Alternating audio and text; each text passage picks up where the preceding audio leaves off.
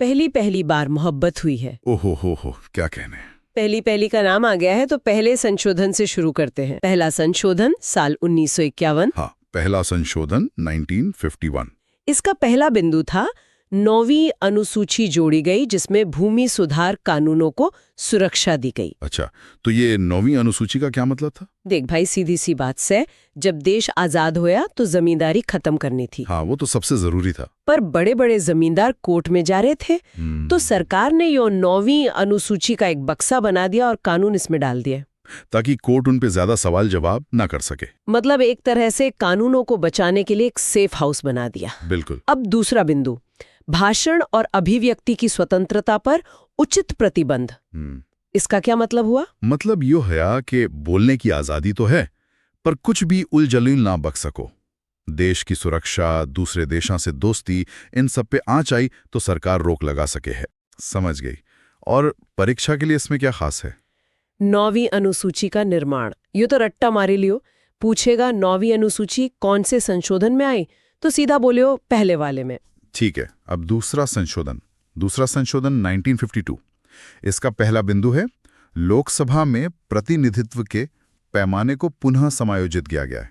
पुनः समायोजित मतलब पहले नियम था कि एक सांसद 7.5 लाख लोगों से ज्यादा का नुमाइंदा नहीं हो सकता। अब जनसंख्या तो बढ़ रही थी तो इस नियम में ढील दे दी। हाँ, ढील दे दी ताकि सीटें ज्यादा ना बढ़ानी पड़े। तो दूसरा बिंदु यही है, एक सांसद 7.5 लाख से अधिक लोगों का प्रतिनिधित्व कर सकता है। सीधी बात, एक एमपी अब ज्यादा बड़ी जनसंख्या को संभालेगा। बस इतनी सी बात थी इसमें। चलिए तीसरा संशोधन 1954। तीसरा संशोधन 1954। पहला बिंदु, समवर्ती सूची में खाद्यान्न और पशु चारा शामिल। समवर्ती सूची मतलब जिस पर केंद्र और राज्य दोनों कानून बना सकते हैं। हाँ, तो इसमें खाने पीने की चीजें, जानवर का चारा, कच्चा कपास, जूट, ये सब डाल दिया। ये चीज़ों पे अब केंद्र सरकार की भी चलेगी, सिर्फ राज्य की मनमानी ना होगी। ठीक है। अगला चौथा संशोधन 1955। चौथा संशोधन 1955। पहला बिंदु, निजी संपत्ति के अधिग्रहण का मुआवजा न्यायालयों की जांच से बाहर। ये तो बड़ी बात है। मतलब सरकार किसी की जमीन लेवेगी विकास के काम खातिर तो कितना पैसा देगी, इस पे अब कोर्ट में ज्यादा किचकिच ना होवेगी। सरकार जो तय करेगी वो मानना पड़ेगा। और दूसरा बिंदु, व्यापार के राष्ट्रीयकरण को मंजूरी। इसका मतलब सरकार किसी भी व्यापार को अपने हाथ में ले सकती है, उसका सरकारीकरण कर सकती है। इसे ही राष्ट्रीयकरण करते हैं। ठीक है। तो ये शुरुआती दौर भूमि सुधार और केंद्र को मजबूत करने का था। अब आगे, अब राज्यों का पुनर्गठन। पांचवा संशोधन 1955। इसमें क्या था? राष्ट्रपति को राज्य सीमाओं के पुनर्गठन पर समय सीमा तय करने की शक्ति। मतलब राज्यों की सीमा बदलनी है तो राष्ट्रपति अब राज्यों को एक टाइम दे देगा कि भाई इतने दिन में अपनी राय बता दो। पर राय तो लेनी पड़ेगी। हाँ, दूसरा बिंदु यही है, राज्य विधानसभाओं की राय जानना अनिवार्य। पर हाँ, राय जरूर पूछनी पड़ेगी। हाँ। भले ही राष्ट्रपति उस राय को माने या ना माने, हाँ, पर पूछना जरूरी कर दिया। ठीक है। ठीक है। छठा संशोधन 1956। बिंदु, हाँ, अंतरराज्यीय व्यापार पर कर लगाने की शक्ति केंद्र को। अच्छा, मतलब इंटरस्टेट ट्रेड। हाँ। एक राज्य से दूसरे राज्य में माल जावे है तो उस पे टैक्स कौन लेगा? राइट। यो हक केंद्र सरकार को दे दिया। हाँ। ताकि राज्यों में लड़ाई ना हो। ये तो बहुत जरूरी था। और अब सातवां संशोधन, हाँ, जो बहुत महत्वपूर्ण है। Very important. सातवां संशोधन 1956। हाँ। पहला बिंदु, हाँ। राज्यों का वर्गीकरण part A, part B, part C, part D समाप्त। हाँ, ये तो बहुत बड़ा बदलाव था। पहले राज्य 4 तरह के थे, ए, बी, सी, डी। ये सब खत्म कर दिया। हाँ। अब बस राज्य और केंद्र शासित प्रदेश होंगे। भाषाई आधार पर 14 स्टेट और 6 यूनियन टेरिटरीज बना दी गई। और इसका परीक्षा विशेष राज्य पुनर्गठन आयोग या फजल अली आयोग की सिफारिश पर हुआ था। पेपर में सीधा सवाल आवे है। ठीक है। अब आठवां संशोधन 1960। आठवां संशोधन 1960। बिंदु, SC, ST और एंग्लो इंडियन आरक्षण लोकसभा विधानसभा 1970 तक बढ़ाया गया। मतलब 10 साल के लिए और बढ़ा दिया। हाँ, जो आरक्षण 10 साल के लिए था उसे 10 साल और आगे बढ़ा दिया 1970 तक। ठीक है। अब नवां संशोधन 1960। पहला बिंदु, भारत पाकिस्तान सीमा समझौता। ये कौन सा समझौता था? दूसरा बिंदु पढ़ता हूं। बेरूबारी यूनियन का क्षेत्र पाकिस्तान को सौंपा गया। हाँ, हमने अपनी जमीन दी थी। हाँ, एक समझौता हुआ था जिसमें बेरूबारी नाम की जगह पाकिस्तान, जो अब बांग्लादेश है, को दे दी थी। सुप्रीम कोर्ट ने कहा था कि इसके लिए संविधान में बदलाव करना पड़ेगा, तो यह संशोधन लाया गया। और परीक्षा के लिए बेरूबारी मामला पेपर में पूछते हैं, बेरूबारी मामला किससे जुड़ा है, तो बता देना जमीन देने से। ठीक है। 10वां संशोधन 1961। 10वां संशोधन 1961। बिंदु, दादरा और नगर हवेली को भारतीय संघ में शामिल किया गया। ये तो सीधा साधा है। हाँ, पुर्तगालियों से आजाद करा के दादरा और नगर हवेली को भारत में मिला लिया था। 11वां संशोधन 11वां संशोधन 1961। पहला बिंदु, उपराष्ट्रपति का चुनाव अब निर्वाचक मंडल इलेक्टोरल कॉलेज द्वारा। पहले कैसे होता था? पहले संसद के दोनों सदन मिलकर मीटिंग करते थे, अब उसकी जरूरत ना रहे। एक इलेक्टोरल कॉलेज बना दिया, वही उपराष्ट्रपति को चुनेगा। मतलब दूसरा बिंदु यही है कि संसद के संयुक्त सत्र की आवश्यकता समाप्त। ठीक है। अब 12वां संशोधन 12वां संशोधन 1962। बिंदु, गोवा, दमन और दीव को भारतीय संघ में शामिल किया। ये भी पुर्तगालियों से लिया था। हाँ, पुर्तगालियों को भगाकर ऑपरेशन विजय चलाया और इन तीनों को भी भारत का हिस्सा बना लिया। इसका परीक्षा विशेष ऑपरेशन विजय ही होगा। बिल्कुल, परीक्षा विशेष ऑपरेशन विजय के बाद याद रखिए, ऑपरेशन विजय गोवा के लिए था। बहुत अच्छे। अब 13वां संशोधन 13वां संशोधन 1962। इसमें नागालैंड को राज्य का दर्जा दिया गया और उसे विशेष संरक्षण दिया गया, मतलब अनुच्छेद 371A जोड़ा गया। अच्छा, नागालैंड के लिए खास प्रावधान। हाँ, उनके अपने जो रीति रिवाज और कानून हैं उनको सुरक्षा दी गई। 14वां संशोधन 1962 14वां संशोधन 1962। इसमें पुडुचेरी को भारतीय संघ में शामिल किया गया। ये फ्रांसीसियों के कब्जे में था, है ना? बिल्कुल। और साथ ही हिमाचल प्रदेश, मणिपुर, त्रिपुरा, गोवा, दमन और दीव और पुडुचेरी के लिए विधानमंडल और मंत्री परिषद का प्रावधान किया गया। ठीक है। 15वां संशोधन 15वां संशोधन 1963। इसमें उच्च न्यायालय के न्यायाधीशों की सेवानिवृत्ति की आयु 60 से बढ़ाकर 62 वर्ष कर दी गई। ओके, हाई कोर्ट जजों की रिटायरमेंट एज बढ़ाई गई। बस। और एक और चीज थी कि सेवानिवृत्त न्यायाधीशों को उसी उच्च न्यायालय में कार्यकारी न्यायाधीश के रूप में नियुक्त किया जा सकता था। ठीक है। अब 16वां संशोधन 16वां संशोधन 1963। इसमें देश की संप्रभुता और अखंडता के हित में भाषण और अभिव्यक्ति की स्वतंत्रता पर और प्रतिबंध लगाए गए। ये तो पहले संशोधन जैसी लग रहा है। हाँ, पर इसमें संप्रभुता और अखंडता शब्द पर जोर दिया गया और शपथ ग्रहण के प्रारूप में भी बदलाव किया गया, जिसमें भारत की संप्रभुता और अखंडता को बनाए रखने की शपथ शामिल की गई। चलिए, 17वां संशोधन 1964 17वां संशोधन 1964। इसमें 9वीं अनुसूची को और बढ़ा कर दिया गया।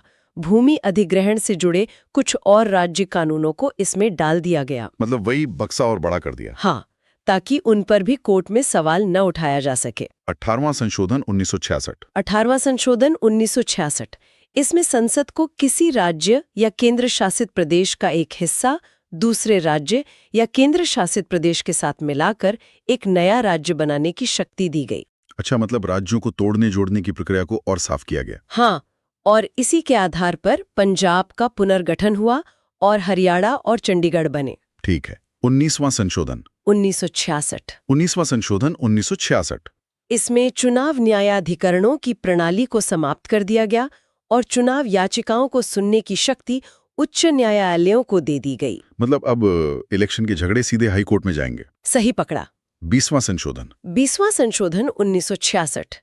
इसमें कुछ जिला न्यायाधीशों की नियुक्तियों को वैध बनाया गया, जो सुप्रीम कोर्ट द्वारा अमान्य घोषित कर दी गई थीं।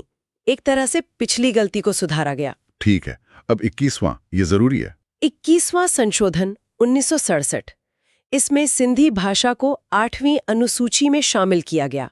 तो भाषाओं की संख्या 15 हो गई। हाँ, पहले 14 थीं, अब सिंधी को मिलाकर 15 हो गईं। यो पेपर में खूब आवे है। 22वां संशोधन 1969 22वां संशोधन 1969। इसमें असम से एक नया स्वायत्त राज्य मेघालय बनाने का प्रावधान किया गया। मतलब मेघालय पहले असम का हिस्सा था? हाँ, पहले उसे असम के भीतर ही एक ऑटोनोमस स्टेट बनाया गया। ठीक है। 23वां संशोधन 23वां संशोधन 1969। हाँ। इसमें SC, ST और एंग्लो इंडियन के लिए आरक्षण को और 10 साल के लिए यानी 1980 तक बढ़ा दिया गया। ये तो हर 10 साल पे बढ़ता है। हाँ। 24वां संशोधन 1971, ये बहुत विवादित रहा है। हाँ, 24वां संशोधन 1971, इसमें कहा गया कि संसद के पास मौलिक अधिकारों सहित संविधान के किसी भी हिस्से में संशोधन करने की शक्ति है। ये तो गोलकनाथ केस के फैसले को पलटने के लिए था। बिल्कुल। और ये भी अनिवार्य कर दिया कि राष्ट्रपति को संविधान संशोधन विधेयक पर सहमति देनी ही होगी, वो उसे रोक नहीं सकते। मतलब संसद ने अपनी ताकत बढ़ाई। पूरी तरह से। 25वां संशोधन 1971। 25वां संशोधन 1971। हाँ। इसमें संपत्ति के मौलिक अधिकार में और कटौती की गई। कैसे? दी जा सकती। ये तो बहुत बड़ा बदलाव था। हाँ, और अनुच्छेद 39B और C को लागू करने के लिए बनाए गए किसी भी कानून को अनुच्छेद 14, 19 और 31 के उल्लंघन के आधार पर चुनौती नहीं दी जा सकती। अब 26वां संशोधन। 26वां संशोधन 1971। इसने राजा महाराजाओं को मिलने वाले प्रिवी पर्स और विशेषाधिकारों को समाप्त कर दिया। मतलब जो पैसा और सुविधाएं उन्हें मिलती थी वो सब बंद। सब बंद। 27वां संशोधन 1971। 27वां संशोधन 1971। इसने कुछ केंद्र शासित प्रदेशों के प्रशासकों को अध्यादेश जारी करने का अधिकार दिया और मणिपुर के लिए एक विधानमंडल का प्रावधान किया। ठीक है। 28वां संशोधन 1972। इसने भारतीय सिविल सेवा ICS के अधिकारियों के विशेषाधिकारों को समाप्त कर दिया और संसद को उनकी सेवा शर्तों को निर्धारित करने का अधिकार दिया। मतलब ICS अफसरों की खास पावर खत्म। हाँ। 29वां संशोधन 1972। 29वां संशोधन 1972 केरल के 2 भूमि सुधार अधिनियमों को 9वीं अनुसूची में शामिल किया गया। फिर से वही बक्सा। हाँ। 30वां संशोधन 1972। 30वां संशोधन 1972। इसमें सुप्रीम कोर्ट में अपील के लिए जो 20,000 रुपए की संपत्ति की सीमा थी उसे हटा दिया गया।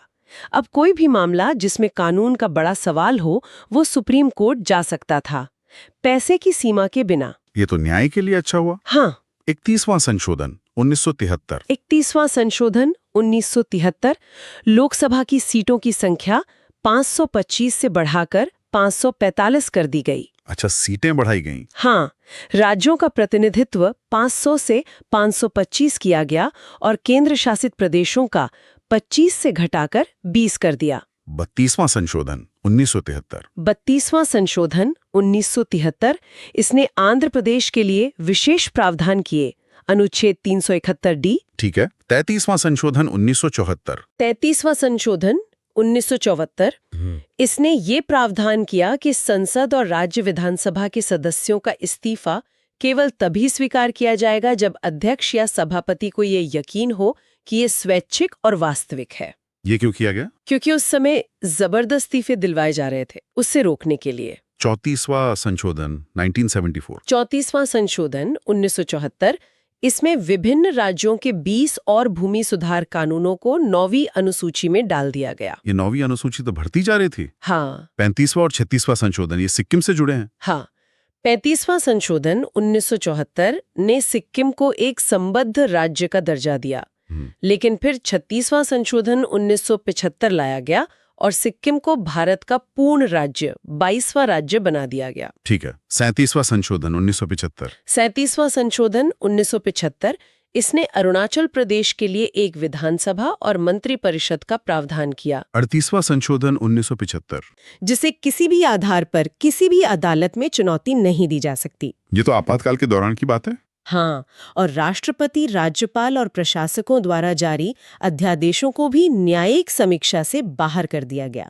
39वां संशोधन 1975। 39वां संशोधन 1975 इसने राष्ट्रपति, उपराष्ट्रपति, प्रधानमंत्री और लोकसभा अध्यक्ष के चुनाव को अदालतों के अधिकार क्षेत्र से बाहर कर दिया। मतलब इनके चुनाव पर कोर्ट सवाल नहीं कर सकता। नहीं, इनके विवादों का फैसला संसद द्वारा निर्धारित एक प्राधिकरण करेगा। ये इलाहाबाद हाईकोर्ट के फैसले को पलटने के लिए था। 40वां संशोधन 1976। 40वां संशोधन 1976 इसने भारत के समुद्री क्षेत्र, महाद्वीपीय शेल्फ और अन्य समुद्री क्षेत्रों की सीमाओं को निर्धारित करने की शक्ति संसद को दी। ठीक है। 41वां संशोधन 1976। 41वां संशोधन 1976 इसने राज्य लोक सेवा आयोग और संयुक्त लोक सेवा आयोग के सदस्यों की सेवानिवृत्ति की आयु 60 से बढ़ाकर 62 वर्ष कर दी। अब आता है सबसे बड़ा और सबसे विवादास्पद संशोधन। 42वां संशोधन 1976। इसे लघु संविधान भी कहते हैं। इसमें सबसे पहले तो प्रस्तावना में समाजवादी, धर्मनिरपेक्ष, अखंडता शब्द जोड़े गए। यो तो संविधान का बाप से इतना बड़ा था कि इसे छोटा संविधान ही कहने लगे। 3 नए शब्द प्रस्तावना में घुसेड़ दिए। रट्टा मार लो इन तीनों का। और मौलिक कर्तव्य भाग 4A जोड़े गए। नागरिकों को उनके हक तो याद थे, पर कर्तव्य भूल गए थे, तो 10 मौलिक कर्तव्य भी जोड़ दिए। और भी बहुत कुछ था इसमें। हाँ, राष्ट्रपति को कैबिनेट की सलाह मानने के लिए बाध्य कर दिया गया। प्रशासनिक न्यायाधिकरणों की स्थापना की गई। लोकसभा और विधानसभाओं का कार्यकाल 5 से 6 साल कर दिया गया और न्यायिक समीक्षा की शक्ति को बहुत सीमित कर दिया। ठीक है। अब 43वां संशोधन 1977। 43वां संशोधन 1977। इसने 42वें संशोधन द्वारा छीनी गई न्यायिक समीक्षा और रिट जारी करने की शक्ति को सुप्रीम कोर्ट और उच्च न्यायालयों को वापस लौटा दिया। मतलब 42वें संशोधन के असर को कम करना शुरू कर दिया जी गया। हाँ, जनता पार्टी की सरकार आ गई थी। और अब 44वां संशोधन 1978, ये भी बहुत जरूरी है। 44वां संशोधन 1978। इसका सबसे बड़ा काम था संपत्ति का अधिकार अब मौलिक अधिकार नहीं रहा, बल्कि एक विधिक अधिकार, अनुच्छेद 300A बन गया। तो इसका देसी मतलब? जो संपत्ति का अधिकार था उसे खत्म करके एक कानूनी अधिकार बना दिया। अब सरकार विकास के लिए जमीन ले सके आसानी से। और आपातकाल के बारे में? आपातकाल के लिए आंतरिक अशांति शब्द की जगह सशस्त्र विद्रोह शब्द लाया गया। मतलब? पहले आंतरिक अशांति पे इमरजेंसी लग जाती थी। अब कह दिया कि जब तक लोग हथियार उठाकर विद्रोह न करें तब तक इमरजेंसी ना लगेगी। और एक और जरूरी बात थी इसमें, कि आपातकाल में भी अनुच्छेद 20 और 21 निलंबित नहीं होंगे। मतलब इमरजेंसी में भी जीने का अधिकार और सजा से बचने का अधिकार खत्म ना होवेंगे। ठीक है। 45वां संशोधन 1980। 45वां संशोधन 1980 SC, ST और एंग्लो इंडियन के लिए आरक्षण को और 10 साल यानी 1990 तक बढ़ा दिया। ठीक है, ये तो रूटीन है। 46वां संशोधन 1982। इसने अंतर्राज्यीय व्यापार के दौरान कुछ वस्तुओं पर कर लगाने में राज्यों को हो रही परेशानियों को दूर किया। 47वां संशोधन 1984। 47वां संशोधन 1984। इसमें 14 और भूमि सुधार अधिनियमों को नवी अनुसूची में शामिल किया गया। 48वां संशोधन 1984। 48वां संशोधन 1984। इसने पंजाब में राष्ट्रपति शासन को 1 साल से आगे बढ़ाने की सुविधा दी क्योंकि वहां हालात खराब थे। 49वां संशोधन 1984। 49वां संशोधन 1984। इसने त्रिपुरा में स्वायत्त जिला परिषदों को और अधिक शक्तियां और संवैधानिक सुरक्षा दी। 50वां संशोधन 1984। ने संसद को खुफिया संगठनों और सशस्त्र बलों के लिए काम करने वाले व्यक्तियों के मौलिक अधिकारों को प्रतिबंधित करने का अधिकार दिया। मतलब देश की सुरक्षा के लिए। हाँ। 51वां संशोधन 1984। 51वां संशोधन 1984। इसने मेघालय, नागालैंड, अरुणाचल प्रदेश और मिजोरम की विधानसभाओं में अनुसूचित जनजातियों के लिए सीटें आरक्षित करने का प्रावधान किया। अब एक और बहुत महत्वपूर्ण संशोधन 52वां 1985। 52वां संशोधन 1985। इसमें था दल बदल विरोधी कानून। मतलब एक पार्टी से चुनाव जीतकर दूसरी में भाग जाने वाले नेताओं पर रोक लगा दी। आया राम गया राम की राजनीति खत्म करने के लिए। और इसके लिए संविधान में कुछ जोड़ा गया। हाँ, दूसरा बिंदु, 10वीं अनुसूची जोड़ी गई। इसके लिए एक नई 10वीं अनुसूची बनाई। सीधा सवाल आवे है, दल बदल कौन सी अनुसूची में है? तो बोलियो 10वीं में। ठीक है। 53वां संशोधन 1986। 53वां संशोधन 1986। इसने मिजोरम को पूर्ण राज्य का दर्जा दिया और उसके लिए विशेष प्रावधान किए, अनुच्छेद 371G। 54वां संशोधन 1986। 54वां संशोधन 1986। इसने सुप्रीम कोर्ट और हाई कोर्ट के जजों की सैलरी बढ़ाई। 55वां संशोधन 1986। 55वां संशोधन 1986। इसने अरुणाचल प्रदेश को पूर्ण राज्य का दर्जा दिया। 56वां संशोधन 1987। 56वां संशोधन 1987। इसने गोवा को एक अलग राज्य का दर्जा दिया और दमन और दीव को एक अलग केंद्र शासित प्रदेश बनाया। 57वां संशोधन 1987। 57वां संशोधन 1987। इसने अरुणाचल, मेघालय, मिजोरम और नागालैंड की विधानसभाओं में अनुसूचित जनजातियों के लिए सीटों का आरक्षण तय किया। 58वां संशोधन 1987। 58वां संशोधन 1987, इसने संविधान का हिंदी में एक आधिकारिक पाठ प्रदान किया। 59वां संशोधन 1988, 59वां संशोधन 1988, इसने पंजाब में आंतरिक अशांति के आधार पर आपातकाल लगाने का प्रावधान किया। ये बाद में निरस्त कर दिया गया था। 60वां संशोधन 1988, 60वां संशोधन 1988, इसने व्यवसायों, व्यापारों और रोजगार पर कर की सीमा 250 रुपए प्रति वर्ष से बढ़ाकर 2500 रुपए प्रति वर्ष कर दी। अब आता है एक ऐसा संशोधन जो हर युवा को पता होना चाहिए।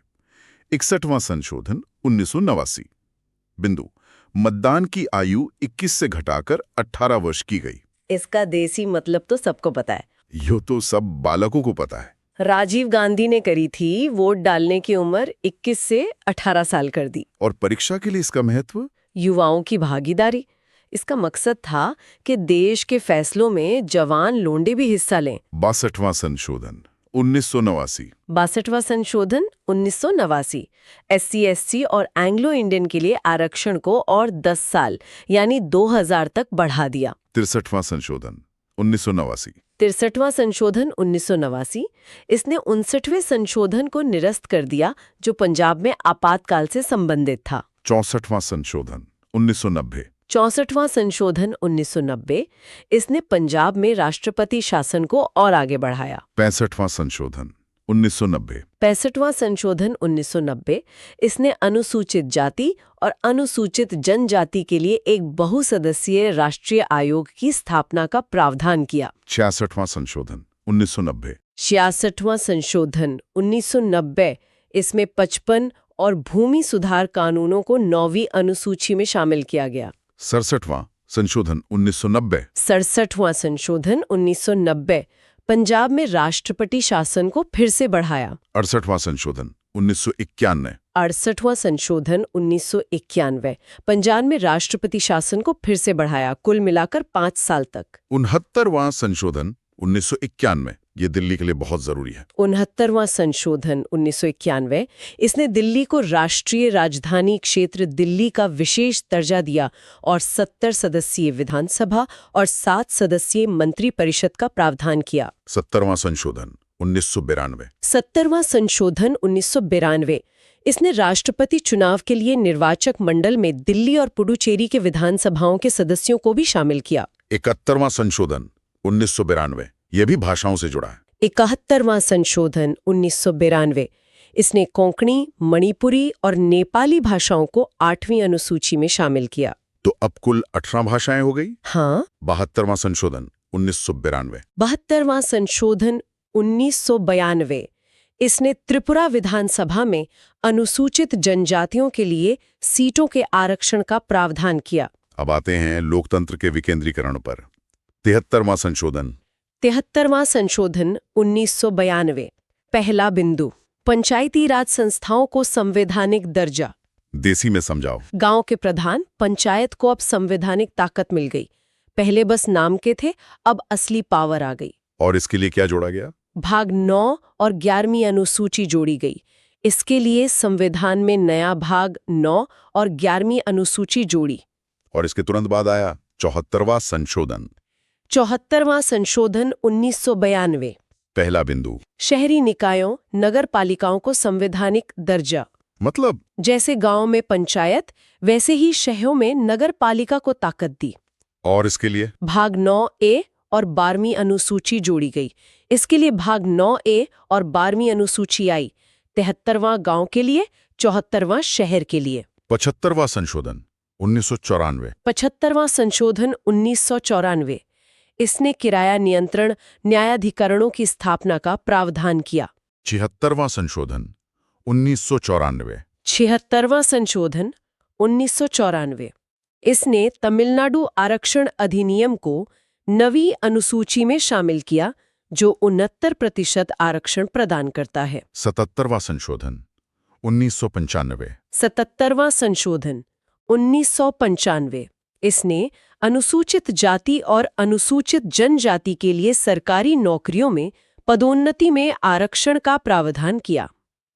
78वां संशोधन 1995, 78वां संशोधन 1995, इसमें 27 और भूमि सुधार कानूनों को नवी अनुसूची में डाल दिया गया। 79वां संशोधन 1999। 79वां संशोधन 1999 SC/ST और एंग्लो इंडियन के लिए आरक्षण को 2010 तक बढ़ाया। 80वां संशोधन 2000। 80वां संशोधन 2000 इसने केंद्र और राज्यों के बीच करों के बंटवारे की एक वैकल्पिक योजना प्रदान की। 81वां संशोधन 2000। 81वां संशोधन 2000 इसने राज्यों को SC/ST के लिए अनफिल्ड आरक्षित रिक्तियों को अगले वर्ष भरने की अनुमति दी।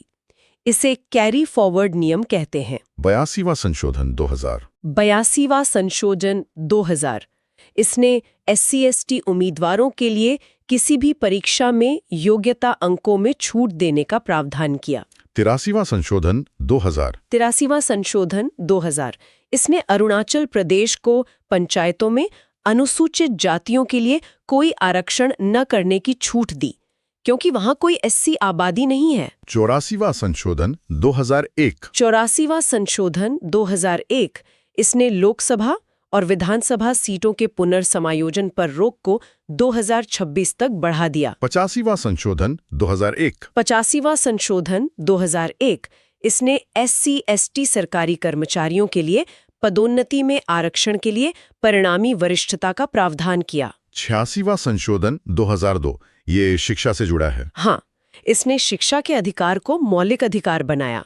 अनुच्छेद 21A और 6 से 14 वर्ष की आयु के बच्चों के लिए मुफ्त और अनिवार्य शिक्षा का प्रावधान किया। 87वां संशोधन 2003। 87वां संशोधन 2003 इसने निर्वाचन क्षेत्रों के परिसीमन के लिए 1991 की जनगणना के बजाय 2001 की जनगणना के आंकड़ों का उपयोग करने का प्रावधान किया।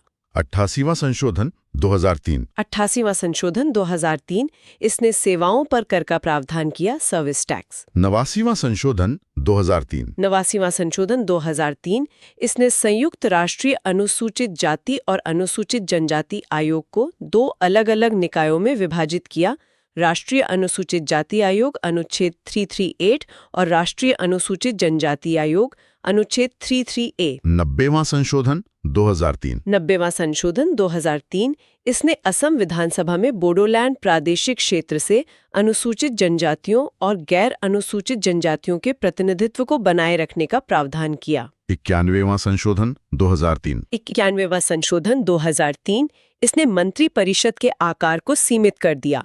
अब केंद्र और राज्यों में मंत्रियों की संख्या लोकसभा या विधानसभा की कुल ताकत के 15% से अधिक नहीं हो सकती। और इसने दल बदल कानून को भी और सख्त किया। हाँ, अब पार्टी में फूट को दल बदल से छूट नहीं मिलेगी। अब 92वां संशोधन ये भी भाषाओं से जुड़ा है। 92वां संशोधन 2003 बिंदु 8वीं अनुसूची में 4 नई भाषाएं जोड़ी गईं, बोडो, डोगरी, मैथिली, संथाली। BDMS।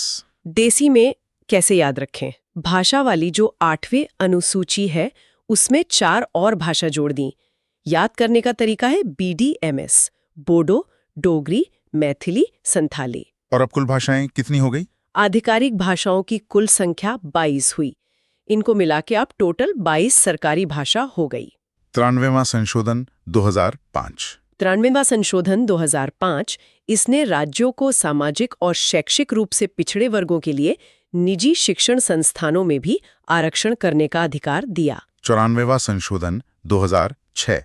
94वां संशोधन 2006 इसने बिहार को एक जनजातीय कल्याण मंत्री नियुक्त करने की बाध्यता से मुक्त कर दिया। 95वां संशोधन 2009।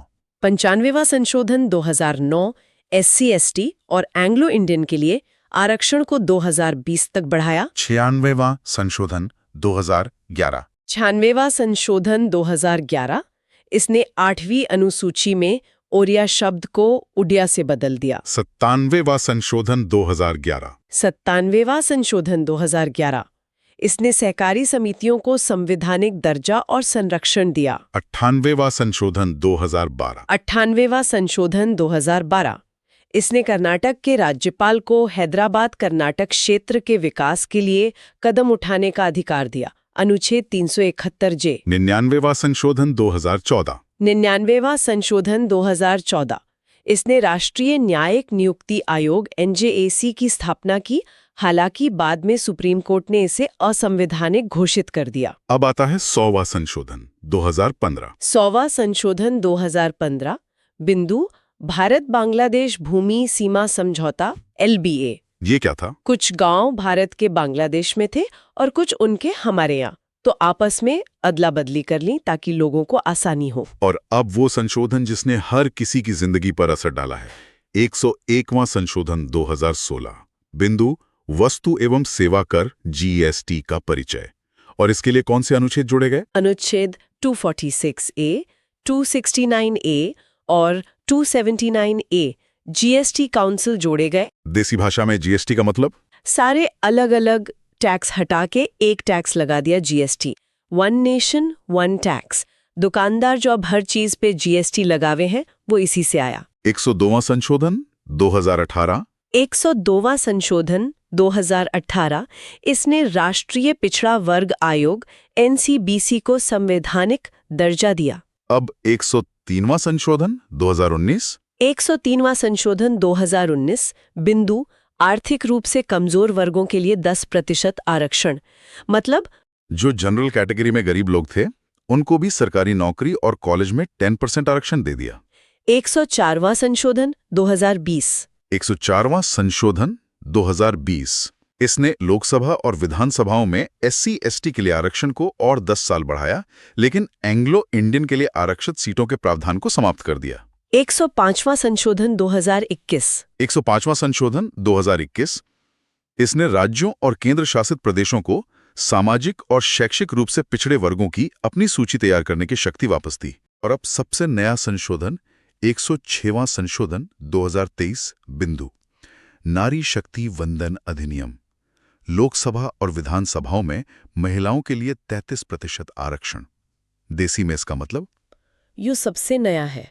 लोकसभा और राज्यों की विधानसभा में औरतों के लिए 33% यानी 1/3 सीटें रिजर्व कर दी। पर ये लागू कब होगा? अनुच्छेद 330A, 332A और 334A जोड़े गए, पर यो अभी लागू ना होया। जब अगली जनगणना और सीटों का बंटवारा होगा, उसके बाद लागू होवेगा। वाह, तो ये था 1 से लेके 106 तक संशोधनों का पूरा सफर। तो भाई यो था पहले से लेकर 106वें संशोधन तक का पूरा कच्चा चिट्ठा।